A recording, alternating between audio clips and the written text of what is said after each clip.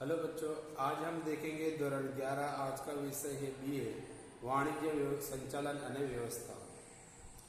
तो यहाँ पर चैप्टर नंबर 1 धंधाનું स्वरूप, हेतु અને कार्यक्षेत्र, जिसके अंदर हम लोग ने 3 चीजें देखनी है।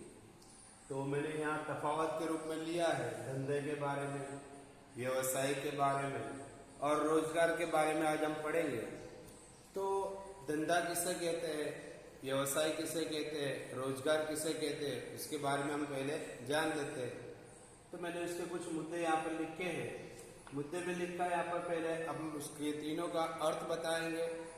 इसके बाद इसका स्वरूप कैसा होता है, वरतर कैसा मिलता है, बदला जिस तरीके से काम कर दिया, लायकात क्या होनी चाहिए, पैसा कितना होना चाहिए, इसके अंदर नुकसान यानी जोखिम कितना होना चाहिए, मालिक यानी कि मालिक के अंदर फेरबदली बदलाव आना, और आचार संहिता यानी कि वो क्या चाहते हैं और जो उसका उद्देश्य है वो उद्देश्य के बारे में हम देखेंगे।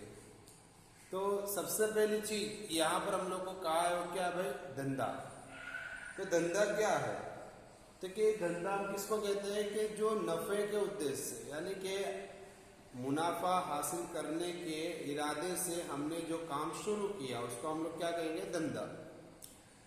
जबकि व्यवसाय किसे कहते हैं, तो व्यवसाय के लिए क्या बताया, तो जैसे हम लोग कहते हैं कि विशिष्ट निष्णांत यानी हर कोई किस्म का, जैसे डॉक्टर है, वकील है, टीचर्स है, ये क्या करते हैं, सेवा देते हैं और सेवा के बदले में इनको क्या मिलती है, फीस। यानी जो सेवा के रूप में अगर उसको फीस मिलती है आर्थिक रूप में, तो उसको हम लोग व्यवसाय करेंगे। और रोजगार किसे कहते हैं, तो आज हर कोई इंसान रोजगारी करता है, जिससे मेहनत करता है। तो शारीरिक हो या मानसिक, शारीरिक यानी शरीर से, मानसिक यानी दिमाग से, यानी कि जो इंसान अपने शरीर से, अपने दिमाग से सेवा देता हो, काम देता हो और उसके बदले में उसको अगर पैसा मिलता है तो उसको हम लोग क्या कहेंगे, रोजगार यानी कि नौकरी। उसके बाद ये तो वो इसका अर्थ। इसके बाद हम लोग को यहाँ दिया है कार्यानुस्वरूप, यानी कि कार्य यानी काम किस तरीके से होना चाहिए। तो ग्राहक ये क्या करता है, पैसों यानी कि पैसे के बदले में वस्तु के सेवा उसको हासिल करता है, यानी पैसा देकर वस्तु हासिल करता है ग्राहक। और व्यापारी क्या करता है, पैसा लेकर वस्तु देता है। जबकि व्यवसाय के अंदर क्या होगा, फी होगी। तो फी के बदले में हम लोग सेवा देते हैं।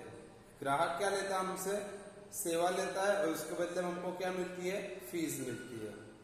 उसी तरीके से रोजगार जो होता है उसके अंदर 2 चीजें होती है, या तो वो करार करता है, एग्रीमेंट करता है, या तो नियम के अनुसार वो काम करता है। यानी उसको जिस तरीके से काम करने को कहा है शारीरिक रूप से या मानसिक रूप से, तो उसके बदले में उसको पैसा मिलता है। यानी कि वो तो एक सेवा ही दे रहा है लेकिन उसको इसके बदले में पैसा मिलता है। उसके बाद बताया वर्तर के बदलो, वर्तर कैसा होना चाहिए, तो धंधा का जो मालिक है वो मालिक उसको क्या देता है, जो मेहनत करता है, तो मेहनत के हिसाब से अगर नफा हासिल हुआ हो तो नफे के रूप में उसको पैसा एक्स्ट्रा भी दे सकता है, यानी वो नफे के हिसाब से उसको पैसा मिलता है। और जबकि व्यवसाय के अंदर क्या बताया कि जो वो सेवा दे रहा है, यानी कौन, कि जो सेवा देने वाला वो इंसान, ग्राहक नहीं, व्यापारी जैसे, तो जो सेवा दे रहा है तो सेवा के बदले में उसको वर्तर यानी कि हासिल क्या हो रहा है, फीस हासिल हो रही है। जबकि रोजगार के अंदर क्या होता है कि जिस तरीके से काम किया गया और काम के बदले में वो क्या करता है, बदले में पैसा मजूरी या कामदारों को देता है। उसी के साथ साथ में लायकात कितनी होनी चाहिए, तो लायकात के हिसाब से क्या बताया कि जब धंधे की बात आती है तो धंधे के रिलेटिव उसको उसके बारे में जानकारी, उसके बारे में उसको नॉलेज होना जरूरी है। अगर उसको उसके बारे में नॉलेज है तो उसे नॉलेज के मुताबिक उसको धंधे के अंदर वो अपना पैसा लगाता है नॉलेज के हिसाब से। उसके अंदर कोई ज्यादा लायकात की जरूरत होती नहीं है, क्योंकि धंधा यानी खुद का ही होता है। अब इंसान के अंदर इतनी आवड़त है, इतनी मानसिकता है, इतनी अक्ल और इतनी सोच है, तो अपने हिसाब से धंधा कर सकता है। जबकि व्यवसाय के अंदर क्या होता है, शैक्षणिक लायकात देखी जाती है। देखिए डॉक्टर है तो डॉक्टर को अपनी लायकात के मुताबिक यानी कि उसको LLB करना पड़ता है। डॉक्टर है इसको मतलब MBBS करना पड़ता है। वकील है LLB करना पड़ता है। टीचर से B.Ed करना पड़ता है। तो ये क्या हुई, इनकी लायकात हुई और लायकात के हिसाब से उनको नौकरी मिलती है और लायकात के हिसाब से वो अपने सेवा देते हैं और सेवा के बदले में वो फीस हासिल करते हैं।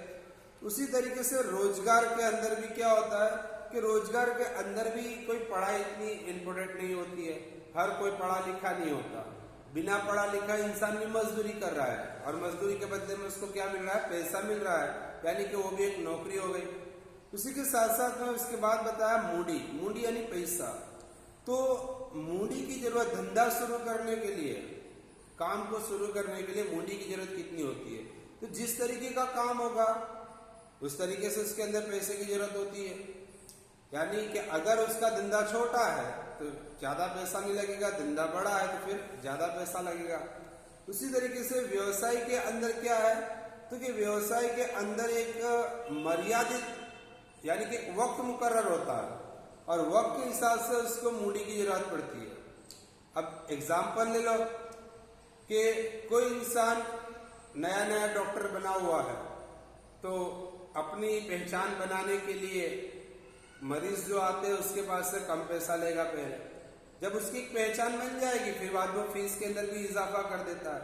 उसी तरीके से वकील भी ऐसे ही करता है, टीचर्स होता है, ट्यूशन चलाता है, वो भी ऐसे ही करता है। पहले अपनी छाप बनाने के लिए वो अपनी इनकम को कम बताता है, यानी कि पैसा कम लेता है। फिर बाद में जब उसकी एक पहचान बन जाती है, रेपुटेशन बन जाती है, तो फिर बाद में अपनी इजाफा कर देता है। उसी के साथ साथ में रोजगार के अंदर मूडी की यानी कि कोई किस्म की मूडी की जरूरत उसके अंदर होती नहीं है, क्योंकि ये तो एक काम करने वाला मजदूर है और मजदूर पैसा कमाने के लिए जाता, पैसा लगाने के लिए जाता नहीं है। इसके लिए इसके अंदर कोई मूडी की आवश्यकता होती नहीं है, कोई जरूरी नहीं है। इसके बाद हम लोग को बताया जोखिम। जोखिम क्या होता है? तो भाई धंधा करने वाला तो एक ही उद्देश्य, एक ही सोच लेकर बैठा हो कि मुझे मुनाफा हो, और धंधे के अंदर अगर मुनाफा न हुआ तो उसको नुकसान उठाना पड़ता है। जबकि व्यवसाय के अंदर अगर किसी ने फीस की रकम न दी हो तो उसको नुकसान होगा, बराबर है। इसी के साथ साथ में रोजगार के अंदर ऐसी कोई चीज जोखिम के रूप में आती नहीं है, क्योंकि ये तो कर्मचारी है और कर्मचारी अपना काम कर कर वेतन या पगार हासिल करता है। इसके लिए इसके अंदर कोई जोखिम भी होता नहीं है।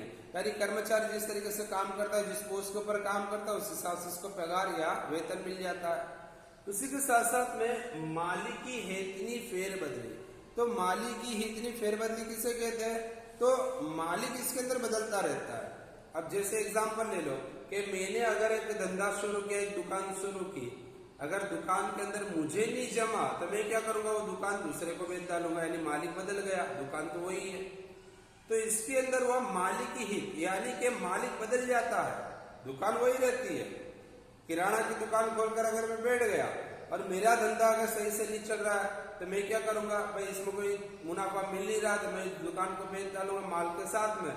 तो मैंने अपनी जगह पर छोड़ दिया और दूसरे को उसकी जगह दे दी, यानी वो मालिक बन गया जिसने उसको खरीदा। यानी मालिक बदलता रहता है। जबकि व्यवसाय के अंदर क्या होता है कि व्यवसाय के अंदर कोई फेरबदली नहीं होगी, क्योंकि वो तो सेवा देने वाला इंसान है। आज यहाँ पढ़ाएगा, कल दूसरी जगह पढ़ाएगा। आज यहाँ डॉक्टरी सेवा दे रहा है हॉस्पिटल के अंदर, वहां से अगर हटा दिया तो दूसरी हॉस्पिटल के अंदर सेवा देगा। यानी कि इसके अंदर कोई फेरबदली आती नहीं है। जबकि रोजगार के अंदर भी मालिकी होती ही नहीं है, और जहां पर मालिकी होती नहीं है तो यहाँ पर कोई ऐसा सवाल खड़ा ही नहीं होता कि जहां मालिक बदलने की बात आती है। इसी के साथ साथ में यहाँ पर बताया आचार संहितानुपालन, यानी नियमों का पालन किस तरीके से करना चाहिए। तो धंधा है तो धंधे के अंदर खुद के नियम भी बनाए होते हैं, और दूसरी चीज क्या कि भाई सरकार के हित के मुताबिक सरकार ने भी कुछ नियम उसके अंदर लागू किए होते, तो उसको उसका पालन करना जरूरी रहता है, और उसको पालन कर कर ही उस धंधे को आगे बढ़ाना रहता है। उसी तरीके से व्यवसाय के अंदर भी, अब व्यवसाय के अंदर भी यही चीज है कि उसके अंदर भी सरकारी कानून नियम नीति नियम लगते हैं, तो उसको भी उसका पालन करना रहता है।